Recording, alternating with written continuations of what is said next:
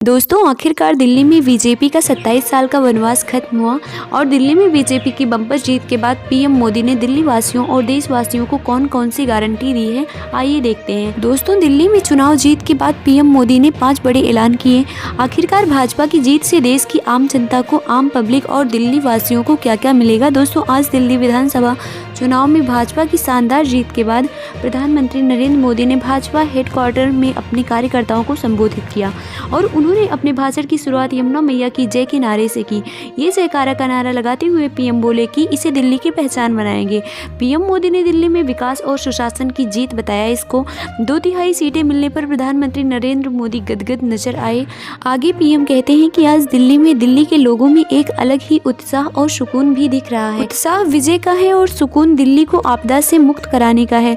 आपने दिल खोलकर प्यार दिया, मैं दिल्ली वासियों को नमन करता हूं। दोस्तों दिल्ली विधानसभा चुनाव के नतीजे तो आपको पता चल ही गए होंगे। 70 में से 48 सीटों पर बीजेपी की जीत हुई है, जबकि बहुमत के लिए केवल 36 सीटें ही चाहिए होती हैं। यानी कि बहुमत से भी और काफ़ी अच्छी सीटें बीजेपी ने इस बार जीती हैं, जबकि आम आदमी पार्टी के खाते में सिर्फ 22 सीटें ही जा पाई और कांग्रेस को तो एक भी सीट नहीं मिली है। पीएम मोदी ने कहा कि जिन्हें घमंड था कि वे दिल्ली के मालिक हैं, उनका सच से सामना हो भी गया।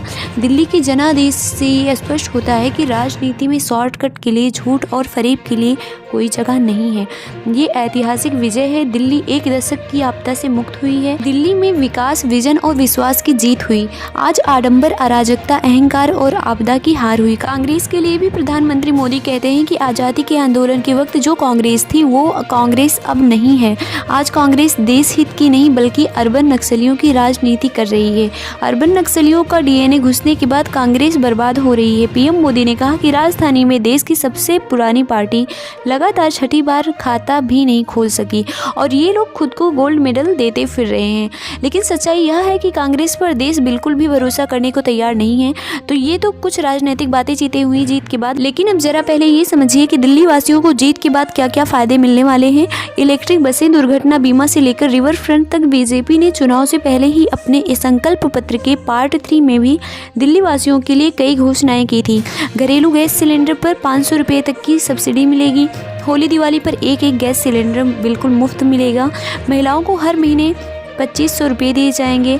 दिल्ली चुनाव को लेकर भारतीय जनता पार्टी ने जो अपना चुनावी घोषणा पत्र, जिसे हर बार बीजेपी सरकार संकल्प पत्र के नाम से भी जारी करती है, तो भाजपा के राष्ट्रीय अध्यक्ष जेपी नड्डा ने जो ये संकल्प पत्र जारी किया था, इसके पार्ट 3 के कुछ अनाउंसमेंट देखिए आप। दिल्ली में मजदूरों को 5-5 लाख का दुर्घटना बीमा मिलेगा। 13,000 नई इलेक्ट्रिक बसें चलाई जाएंगी। 50,000 सरकारी नौकरी और 20 लाख स्वरोजगार निकाले जाएंगे। साबरमती रिवर फ्रंट के जैसे ही यमुना रिवर फ्रंट बनाया जाएगा। 1700 अनधिकृत कॉलोनियों को मालिकाना हक मिलेगा। दिल्ली में 5 लाख तक के इलाज फ्री होंगे। 13,000 सील की गई दुकानों को दोबारा खोला जाएगा। टेक्सटाइल और गीगा वर्कर्स कल्याण बोर्ड का गठन किया जाएगा। शरणार्थियों को मिले फ्लैट और दुकानों को भी मालिकाना हक मिलेगा। तो ये भाजपा ने संकल्प पत्र पार्ट 3 में कुछ बड़े अनाउंसमेंट किए थे। गिग वर्कर्स और टेक्सटाइल वर्कर्स को 10 लाख रुपये तक का बीमा दिया जाएगा। टेक्सटाइल वर्कर्स को 5 लाख तक का दुर्घटना बीमा और 15,000 तक का टूल टिकट प्रोत्साहन दिया जाएगा। निर्माण श्रमिकों, युवाओं, मीडिया कर्मियों, ट्रांसपोर्ट और इंफ्रास्ट्रक्चर के लिए महाभारत कॉरिडोर डेवलप समेत ये ऐलान जो है बीजेपी ने अपने चुनाव से पहले मतलब वादे किए थे।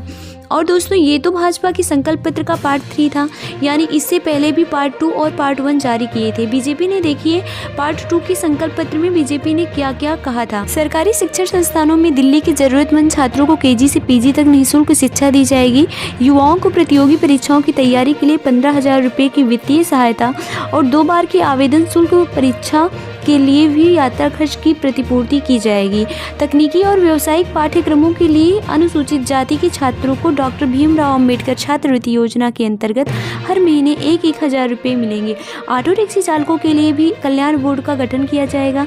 उन्हें भी 10 लाख तक का जीवन बीमा और 5 लाख तक का दुर्घटना बीमा का फायदा मिलेगा। घरेलू सहायकों के लिए भी कल्याण बोर्ड का गठन होगा। इनके लिए भी 10 लाख का जीवन बीमा, 5 लाख दुर्घटना बीमा और बच्चों के लिए छात्रवृत्ति और महिलाओं को 6 महीने का भुगतान सहित मातृत्व अवकाश की भी घोषणा की थी। वहीं प्रधानमंत्री स्वनिधि योजना के लाभार्थियों की संख्या भी दोगुनी की जाएगी। अब पार्ट 2 के बाद पार्ट 1 में देखिए भाजपा ने संकल्प पत्र में क्या कहा था। महिलाओं को हर महीने 2500 रुपये की मासिक सहायता मिलेगी, 500 रुपये में LPG गैस सिलेंडर दिया जाएगा और वरिष्ठ नागरिकों के लिए भी 2500 रुपये हर महीने पेंशन देने की घोषणा की है। अब ऐसे में दोस्तों दिल्ली के लिए जो घोषणा और वादे किए थे बीजेपी ने, आखिरकार बीजेपी जीत भी चुकी है। ऐसे में जाहिर सी बात है दिल्ली वासी अगर इन घोषणाओं के पूरा होने की उम्मीद और आशा भरी नजरों से अगर बीजेपी से इन वादों की अपेक्षाएं करें तो ये बिल्कुल भी गलत नहीं होगा। अब देखना ये होगा कि क्या बीजेपी, क्या देश के प्रधानमंत्री नरेंद्र मोदी की सरकार दिल्ली वासियों के लिए किए हुए इन वादों को पूरा कर पाती है या नहीं, और अगर पूरा किए जाते हैं तो कब तक।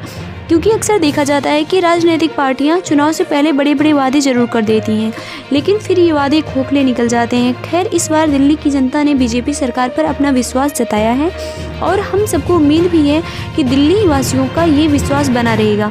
केंद्र की नरेंद्र मोदी सरकार उनके इस विश्वास को नहीं तोड़ेगी। हालांकि अब बीजेपी की इस जीत के बाद ये देखना बड़ा ही दिलचस्प होगा कि आखिर दिल्ली की राजगद्दी पर राज तिलक किसका होगा, मतलब दिल्ली का नया मुख्यमंत्री कौन बनेगा। वैसे आपकी क्या राय है कि दिल्ली का CM कौन होना चाहिए? अपनी राय हमें नीचे कमेंट करके जरूर बताइएगा। साथ ही इस वीडियो को लाइक और शेयर कर देना और की न्यूज़ चैनल को सब्सक्राइब करके बेल आइकन जरूर दबा देना। रोजाना ऐसी ही इंफॉर्मेटिव जानकारियाँ देखते रहने के लिए ओके, अपना और अपने परिवार का ख्याल रखिएगा। हम मिलेंगे नेक्स्ट अपडेट में, तब तक के लिए जय हिंद, वंदे मातरम।